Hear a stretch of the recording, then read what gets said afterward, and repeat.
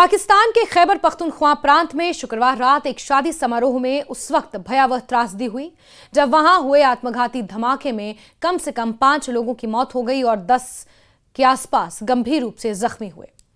यह घटना पेशावर से सटे डेरा इस्माइल खान जिले में हुई, जहां शांति समिति के सदस्य नूर आलम महसूद के घर पर शादी का जश्न मनाया जा रहा था। खुशियों, संगीत और नाच गाने से भरे माहौल में अचानक हुए इस विस्फोट ने पूरे इलाके को दहला दिया और कुछ ही पलों में जश्न मातम में बदल गया। स्थानीय लोगों और प्रत्यक्षदर्शियों के मुताबिक शादी समारोह पूरी रौनक पर था। मेहमान पारंपरिक संगीत पर डांस कर रहे थे और माहौल बेहद खुशनुमा था। इसी दौरान एक व्यक्ति जो पहले से समारोह में मौजूद था, भीड़ के बीच पहुंचा और उसने खुद को विस्फोट से उड़ा लिया। धमाका इतना जोरदार था कि जिस कमरे में समारोह चल रहा था उसकी छत भर-भरा कर नीचे गिर गई। चारों ओर धूल और धुएं का गुबार फैल गया। लोगों की चीख पुकार सुनाई देने लगी और हर तरफ अफरा तफरी मच गई। डेरा इस्माइल खान जिले के जिला पुलिस अधिकारी सज्जाद अहमद साहिबजादा ने घटना की पुष्टि करते हुए ये बताया कि ये एक आत्मघाती हमला था। उन्होंने कहा कि शुरुआती जांच से यह साफ है कि हमलावर ने जानबूझकर शादी समारोह को निशाना बनाया। पुलिस के अनुसार हमलावर मेहमानों के बीच सामान्य रूप से मौजूद था और जैसे ही उसे मौका मिला उसने विस्फोट कर दिया।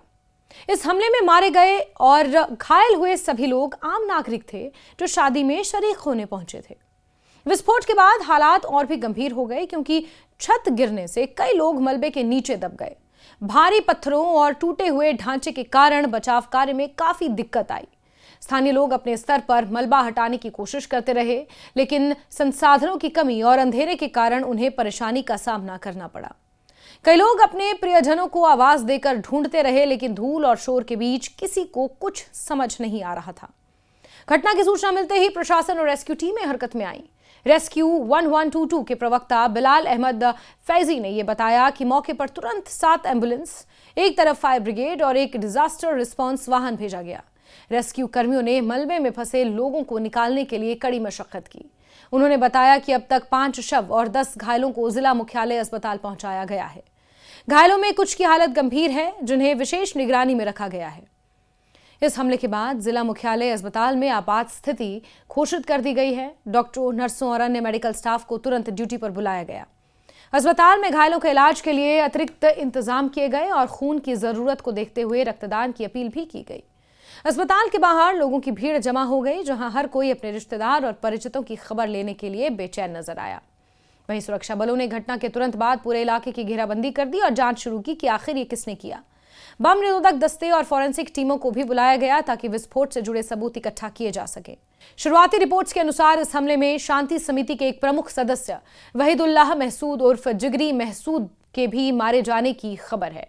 उनकी मौत को इलाके के लिए बड़ा झटका माना जा रहा है, क्योंकि वो स्थानीय स्तर पर शांति बनाए रखने के प्रयासों में सक्रिय भूमिका निभा रहे थे।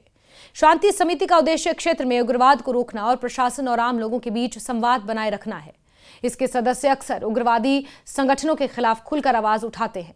जानकारों का मानना है कि इसकी वजह से शांति समिति के सदस्य लगातार हमलों का निशाना बन रहे हैं। शादी जैसे निजी और खुशी के मौके पर हमला करना यह दिखाता है कि हमलावरों का मकसद सिर्फ डर और दहशत फैलाना है। खैबर पख्तूनख्वा के मुख्यमंत्री सुहेल अफरीदी ने इस आत्मघाती धमाके की कड़ी निंदा की है। उन्होंने इसे कायराना और अमानवीय कृत्य बताते हुए कहा कि निर्दोष लोगों की जान लेना किसी भी सूरत में बर्दाश्त नहीं किया जाएगा। मुख्यमंत्री ने पुलिस महानिरीक्षक से घटना की विस्तृत रिपोर्ट मांगी है और निर्देश दिए हैं कि दोषियों को जल्द से जल्द पकड़कर कड़ी सजा दी जाए। उन्होंने पीड़ित परिवारों के प्रति संवेदना व्यक्त की और घायलों के बेहतर इलाज का भरोसा भी दिलाया। और ये घटना ऐसे समय में हुई है जब खैबर पख्तूनख्वा प्रांत पहले से ही सुरक्षा चुनौतियों से जूझ रहा है। इस महीने की शुरुआत में बन्नू जिले में अज्ञात हमलावरों ने शांति समिति के 4 सदस्यों की हत्या कर दी थी। उस घटना ने भी पूरे इलाके को झकझोर कर रख दिया था। इससे पहले नवंबर 2025 में बन्नू जिले में शांति समिति के कार्यालय पर हुए हमले में 7 लोगों की मौत हो गई थी। उन मृतकों में एक गुड तालिब भी शामिल था। गुड तालिब शब्द पाकिस्तान में उन पूर्व उग्रवादियों के लिए इस्तेमाल किया जाता है जिन्होंने हथियार छोड़कर आत्मसमर्पण कर दिया हो और बाद में शांति प्रक्रिया से जुड़ गए हों। लगातार हो रही इन घटनाओं से यह साफ है कि उग्रवादी ताकतें शांति बहाली के प्रयासों को कमजोर करने की कोशिश कर रही हैं। विशेषज्ञों का कहना है कि शादी समारोह जैसे कार्यक्रमों को निशाना बनाना आम लोगों में डर पैदा करने की एक रणनीति का हिस्सा है, ताकि लोग प्रशासन और शांति समितियों के साथ सहयोग करने से हिचकिचाएं। इस हमले के बाद स्थानीय लोगों में गहरा आक्रोश और भय देखा जा रहा है। कई लोगों का कहना है कि अगर शादी जैसे निजी और पारंपरिक कार्यक्रम भी सुरक्षित नहीं है तो आम नागरिकों की सुरक्षा पर गंभीर सवाल खड़े होते हैं। कुछ परिवारों ने अपने आगामी सामाजिक कार्यक्रमों को टालने या सीमित करने का फैसला भी ले लिया है। पुलिस और खुफिया एजेंसियां इस बात की जांच कर रही हैं कि हमलावर किस संगठन से जुड़ा था और इस हमले की साजिश कैसे रची गई। यह भी पता लगाया जा रहा है कि क्या हमलावर को किसी अंदरूनी व्यक्ति से मदद मिली थी या वो अकेला ही इस हमले को अंजाम देने पहुंचा था। फिलहाल किसी भी आतंकी संगठन ने इस हमले की जिम्मेदारी नहीं ली है, लेकिन जांच एजेंसियां सभी संभावनाओं को ध्यान में रखकर काम कर रही हैं। घटना के बाद खैबर पख्तूनख्वा के कई संवेदनशील इलाकों में सुरक्षा व्यवस्था को सख्त कर दिया गया है। पुलिस को हाई अलर्ट पर रखा गया है। सार्वजनिक स्थानों, धार्मिक स्थलों और बड़े आयोजनों पर अतिरिक्त सुरक्षा बल तैनात किए गए हैं। प्रशासन का कहना है कि हालात पर लगातार नजर रखी जा रही है और किसी भी संदिग्ध गतिविधि से सख्ती से निपटा जाएगा। गौरतलब है कि इसी महीने की शुरुआत में भी बन्नू जिले में अज्ञात हमलावरों ने शांति समिति के 4 सदस्यों की हत्या कर दी थी। नवंबर 2025 में भी बन्नू जिले में शांति समिति के कार्यालय पर हमले में 7 लोगों की मौत हुई थी, जिनमें एक गुट तालिब भी शामिल था, जिसे पाकिस्तान में आत्मसमर्पण कर चुके पूर्व उग्रवादियों के लिए इस्तेमाल किया जाता है।